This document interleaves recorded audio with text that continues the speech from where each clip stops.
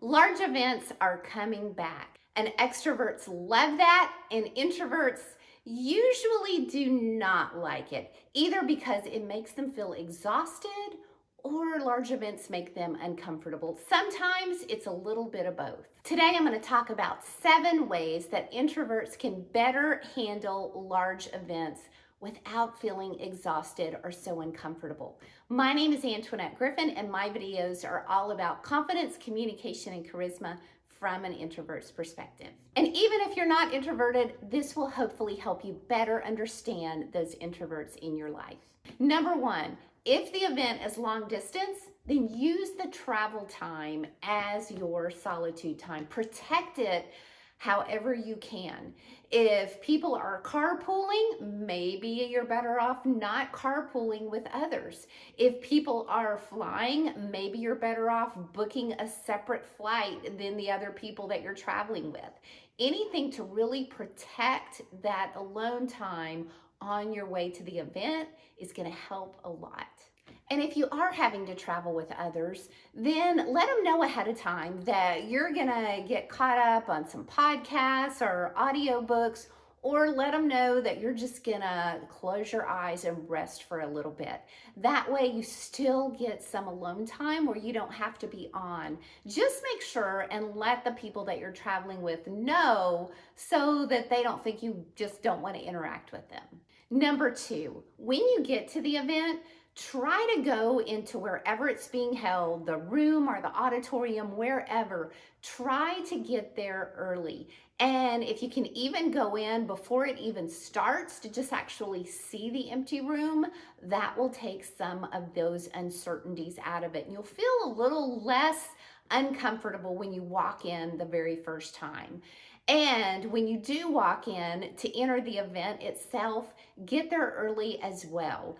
You may think it sounds counterintuitive because you're thinking, well, that means I'm going to have to stay that much longer. It doesn't. It's a lot less uncomfortable to walk into a room that's not already packed full of people. Number 3, take advantage of the time of day when you know that you're the most energetic, when you know that you do have more energy to give out to other people and the other people in the room.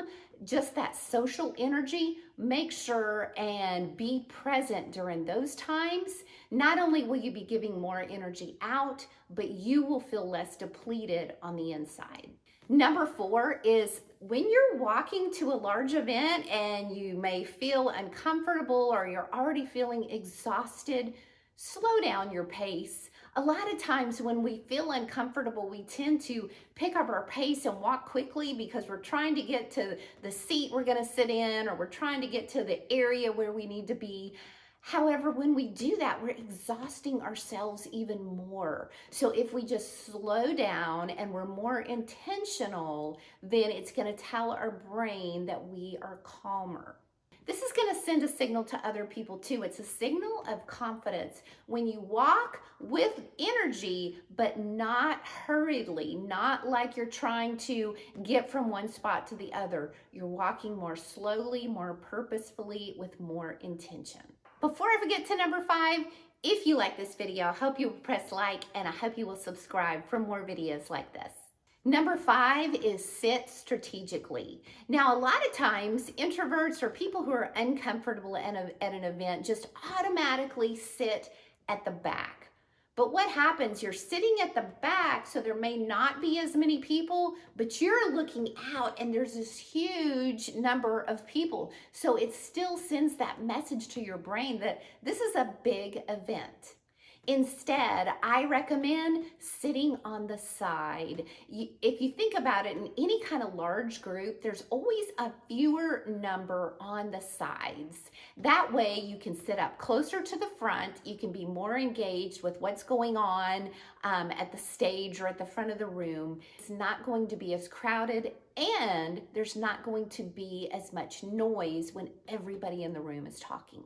Number 6, if you start to have a conversation with someone that's more than just a passing few words, but you're actually having a talk with that person, then ask them if they'll come over to the side with you where there's fewer people, or maybe even outside of the main room to continue the conversation. You're able to focus on them more, you're able to be more engaged and feel calmer, and they're going to feel important because you want to have that one-on-one time with them. Now, only do this if it's clear that there's nothing truly important going on in the room at the time, because what you don't want to do is invite to take somebody outside of the room or off to open space out here when there's something important going on in the room and they really don't want anybody to take them away from that. A way that you could ask it is, hey, do you have a few minutes? Would you like to come outside with me? I did this a couple of weeks ago with a friend of mine named Nelson. I actually asked him, hey, could we go outside and chat? And I felt like I was so much more focused on him because there wasn't the noise of the room, and I could tell that he appreciated it because I was asking for that one-on-one time. Number 7, take the initiative to leave a conversation at the first sign that you're starting to feel depleted. Some people find it awkward to end a conversation, but know that if you stay in a conversation too long after you start feeling depleted, then it's going to come across in your facial expressions, in your eye contact, in your energy that you're just not engaged. Use this time to do whatever it takes to either get out of the building and walk around by yourself. For me, I like to go outdoors. It helps really boost my energy. Or if I'm in a long distance setting and I'm staying there on site, I will just go up to my hotel room. Sometimes that 30-minute break of just solitude helps me re-energize so much. There you have it, my 7 ways for handling large events. I hope you have liked this video, and I will see you next time.